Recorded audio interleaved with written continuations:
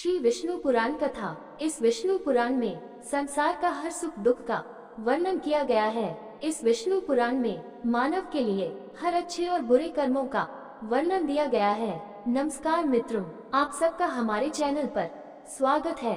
दोस्तों, इस चैनल पर सारे वेदों का ज्ञान आप सबको मिलेगा। विष्णु पुराण अध्याय 5 श्लोक 20। कृष्ण और बलराम कुब्जा से मिलते हैं, उसे पूर्व द्वारा सीधा कर दिया गया है। वे महल की ओर बढ़ते हैं। कृष्ण ने शस्त्र परीक्षण के लिए बनाए गए धनुष को तोड़ दिया। कंस का अपने सेवकों को आदेश। सार्वजनिक खेल। कृष्ण और उनके भाई अखाड़े में प्रवेश करते हैं। पहला चाणूर के साथ कुश्ती लड़ता है, दूसरा राजा के पहलवान मुष्टिक के साथ, जो दोनों मारे गए हैं। कृष्ण ने कंस पर हमला किया और उसे मार डाला। वह और बलराम वासुदेव और देवकी को श्रद्धांजलि देते हैं। कंस कृष्ण की प्रशंसा करता है। जैसे ही वे ऊंची सड़क पर आगे बढ़े, उन्होंने एक युवा लड़की को अपनी ओर आते देखा, जो टेढ़ी मेढ़ी थी और उसके हाथ में मैल का बर्तन था। कृष्ण ने उसे खेल खेल में संबोधित किया और कहा, तुम उस गंधे को किसके लिए ले जा रही हो? मुझे बताओ प्यारी लड़की, मुझे सच बताओ। कुब्जा, जो स्नेह से बोली जाती थी, हरि के प्रति अच्छी तरह से बोली जाती थी, उसने भी उनके रूप से मुग्ध होकर उन्हें प्रसन्नता पूर्वक उत्तर दिया, तुम नहीं जानते प्रिय कि मैं कंस का सेवक हूँ और उसके इत्र तैयार करने के लिए नियुक्त किया गया हूँ। जैसा कि मैं हूँ, कुटिल हूँ। किसी अन्य के द्वारा भूमिहीन जमीन उसे मंजूर नहीं है, इसलिए मैं उसके उदार पुरस्कारों से समृद्ध हूँ। तब कृष्ण ने कहा, सुंदर चेहरे वाली लड़की, हमें ये बेदाग, सुगंधित और राजाओं के लिए उपयुक्त दे दो, जितना हम अपने शरीर पर मल सकें।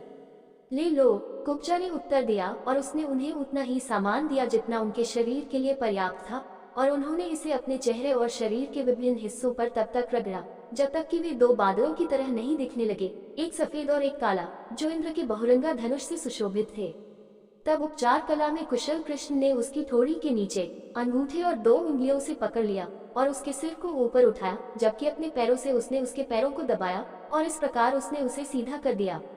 जब वह इस प्रकार अपनी विकृति से मुक्त हो गई, तो वह एक अत्यंत सुंदर महिला थी, और कृतज्ञता और स्नेह से भरकर उसने गोविंदा को कपड़े से पकड़ लिया और उसे अपने घर में आमंत्रित किया। किसी और समय आने का वादा करके कृष्ण ने मुस्कुराते हुए उसे विदा किया और फिर बलदेव के चेहरे को देखकर जोर से हंसे। नीले और पीले वस्त्र पहने और सुगंधित द्रव्यों से सुसज्जित केशव और राम शस्त्रागार की ओर बढ़े, जो मालाओं से लटका हुआ था। पहरेदारों से पूछताछ की कि उसे कौन सा धनुष आजमाना है, और उसे निर्देशित किया गया। उसने उसे ले लिया और उसे झुका दिया, लेकिन उसने इसे हिंसा से खींचकर 2 टुकड़ों में तोड़ दिया और इसके टूटने के शोर से पूरा मथुरा गूंज उठा। धनुष तोड़ने के लिए वानरों द्वारा दुर्व्यवहार किए जाने पर कृष्ण और राम ने जवाब दिया और उन्हें ललकारा और हॉल से बाहर चले गए। जब कंस को पता चला कि अक्रूर वापस आ गया है और उसने सुना कि धनुष टूट गया है, तो उसने अपने मुक्केबाज चाणूर और मुष्टिक से इस प्रकार कहा, 2 चरवाहे लड़के आए हैं, तुम्हें उन दोनों को मेरी उपस्थिति में शक्ति परीक्षण के रूप में मार डालना होगा, क्योंकि वे मेरे जीवन के विरुद्ध काम कर रहे हैं। यदि तुम उन्हें युद्ध में मार डालोगे तो मुझे बहुत प्रसन्नता होगी, और तुम जो चाहोगे मैं तुम्हें दूंगा, नहीं बाकी। मेरे इन दोनों शत्रुओं को तुम्हें न्यायपूर्वक या अन्यायपूर्वक अवश्य मारना पड़ेगा। जब वे नष्ट हो जाएंगे तो राज्य हमारा साझा होगा। उन्हें ये आदेश देने के बाद उन्होंने अपने हाथी चालक को बुलाया और उससे चाहा कि वह अपने महान हाथी को वलय पीठ को, जो बारिश से भरे बादल के समान विशाल था, अखाड़े के द्वार के पास खड़ा करे और उसे दोनों पर चला दे। लड़कों को कब प्रवेश करने का प्रयास करना चाहिए? जब कंस ने ये आदेश जारी किए और यह सुनिश्चित कर लिया कि मंच दर्शकों के लिए तैयार है, तो वह आसन मृत्यु से अनजान होकर सूर्य के उगने की प्रतीक्षा करने लगा। सुबह को नागरिक उनके लिए अलग किए गए मंचों पर इकट्ठे हुए और राजकुमारों, मंत्रियों और दरबारियों के साथ शाही सीटों पर कब्जा कर लिया। वृत्त के मध्य में कंस ने खेलों के न्यायाधीशों को तैनात किया था, जबकि वह स्वयं एक ऊंचे सिंहासन पर पास ही बैठा था।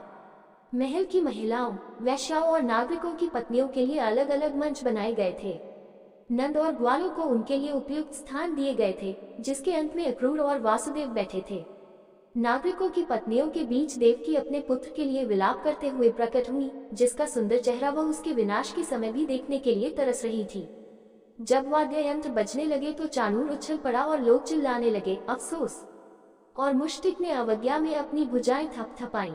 हाथी की धूल और खून से लथपथ, जिसे उसके चालक ने उन पर हमला किया था, उन्होंने मार डाला था और उसके दांतों से लैस होकर बलभद्र और जनार्दन आत्मविश्वास से मैदान में प्रवेश कर गए, जैसे हिरणों के झुंड के बीच दो शेर हों। सभी दर्शकों के मुख से आश्चर्य के साथ साथ दया के उद्गार निकले। तो फिर लोगों ने कहा, ये कृष्ण है, ये बलभद्र है, ये वही है जिसके द्वारा भयंकर रात्रिचा पूतना का वध किया गया था, जिसके द्वारा बग्घी उलट गई थी और 2 अर्जुन वृक्ष गिर गए थे। ये वही लड़का है जिसने कालियानाग को रौंदा था और नचाया था, जिन्होंने 7 रातों तक गोवर्धन पर्वत को उठाए रखा, जिसने खेल खेल में ही अधर्मी अरिष्ट, धेनुका और केशिन को मार डाला। ये जिसे हम देखते हैं वह अच्युत है। ये वही है जिसके बारे में पुराणों के अर्थ में कुशल बुद्धिमानों ने गोपाल के रूप में भविष्यवाणी की है, जो दबी हुई यादव जाति को ऊपर उठाएगा।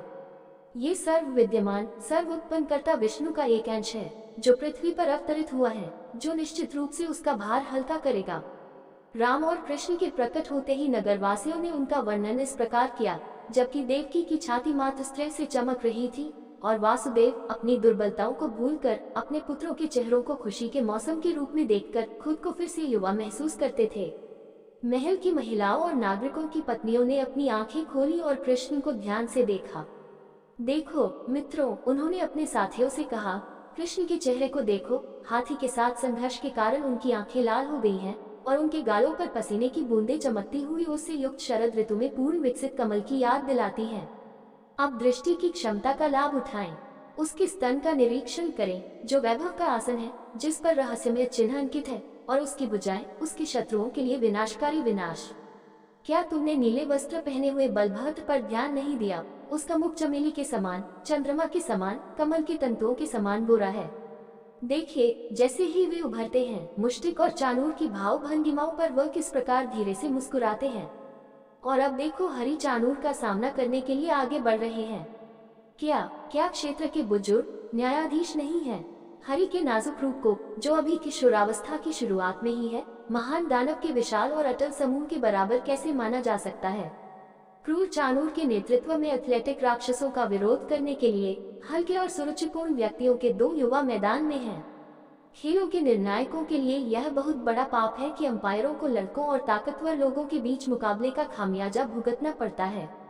जब इस प्रकार नगर की स्त्रियां आपस में बातचीत कर रही थी, तब हरि ने अपनी कमर कस ली और उस भूमि को हिलाते हुए, जिस पर वह चलता था, रिंग में नाचने लगा। बलभद्र ने भी प्रतिरोध में अपनी भुजाएं पटकते हुए नृत्य किया। जहां भूमि दृढ़ थी, अजय कृष्ण ने चाणूर से पैदल युद्ध किया। बलभद्र द्वारा अभ्यासी राक्षस मुष्टिक का विरोध किया गया था।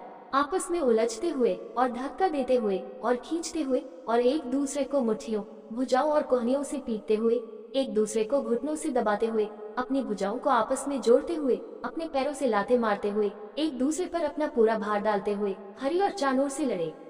संघर्ष बेताब था, हालांकि बिना हथियारों के, और जीवन और मृत्यु के लिए, जिससे दर्शकों को बहुत संतुष्टि मिली। जैसे जैसे प्रतियोगिता जारी रही, वैसे वैसे चाणूर धीरे धीरे अपनी मूल शक्ति खो रहा था और उसके सिर पर पुष्पमाला उसके क्रोध और संकट से कांप रही थी, जबकि विश्व समझदार कृष्ण उसके साथ कुश्ती कर रहे थे मानो खेल में हो। चाणूर को हारते और कृष्ण को शक्तिशाली होते देख कंस ने क्रोध से क्रोधित होकर संगीत बंद करने की आज्ञा दी।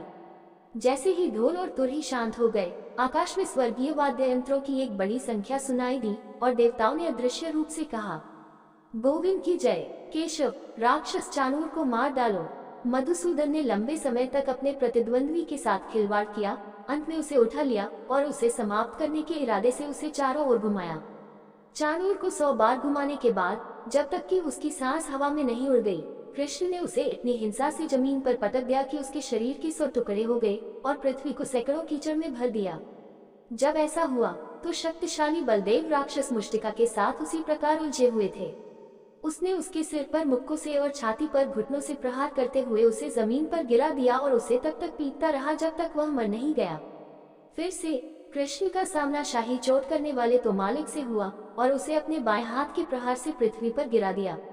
जब दूसरे एथलीट ने चाणूर, मुष्टिक और तोमालिक को मारते देखा तो वे मैदान से भाग गए और कृष्ण और संकर्षण ने अपने ही युग के ग्वालों को बलपूर्वक अपने साथ खींचते हुए अखाड़े में विजयी नृत्य किया।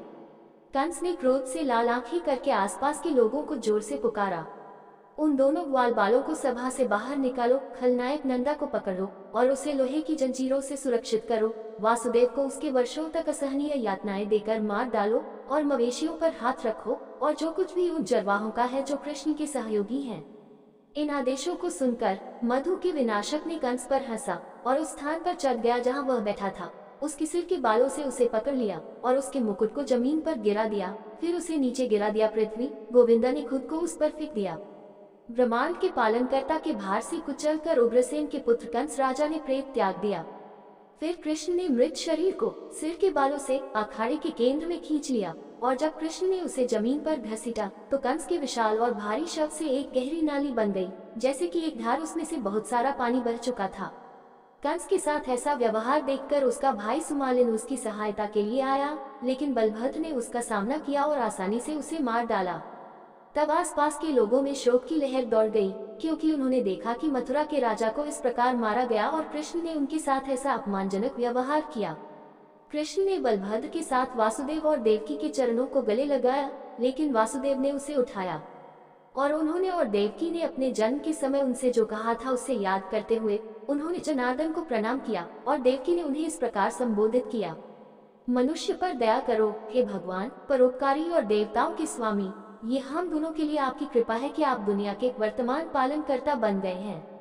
विद्रोहियों को दंड देने के लिए तुम मेरी प्रार्थनाओं से प्रसन्न होकर मेरे घर में पृथ्वी पर अवतरित हुए हो, हमारी जाति को पवित्र करते हो। आप समस्त प्राणियों के हृदय हैं, आप सभी प्राणियों में निवास करते हैं और जो कुछ भी हुआ है या होगा वह सब तुमसे ही उत्पन्न होता है, हे सार्वभौमिक आत्मा। आप अच्युत जो सभी देवताओं को समाहित करते हैं, सदैव बलिदानों द्वारा पूजे जाते हैं। आप स्वयं बलिदान देने वाले और बलिदान देने वाले हैं।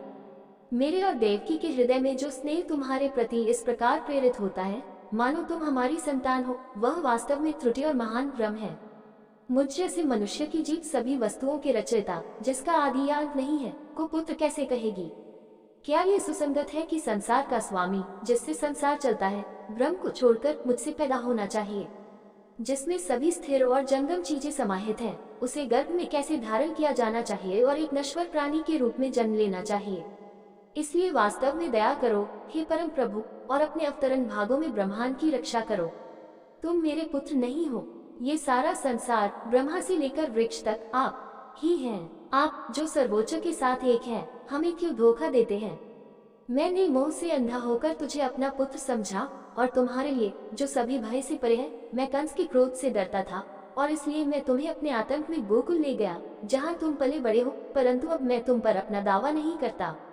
आप विष्णु सभी के स्वामी, जिनके कार्यों की तुलना रुद्र, मरुत, अश्विन, इंद्र और देवता नहीं कर सकते, भले ही वे उन्हें देखते हो। आप जो संसार के कल्याण के लिए हमारे बीच आए हैं, कला पहचानी गई है और अब भ्रम नहीं रहा। इस चैनल पर सभी वेदों का ज्ञान मिलेगा। ये वीडियो आपको अच्छा लगा हो तो लाइक शेयर सब्सक्राइब जरूर करें। धन्यवाद दोस्तों।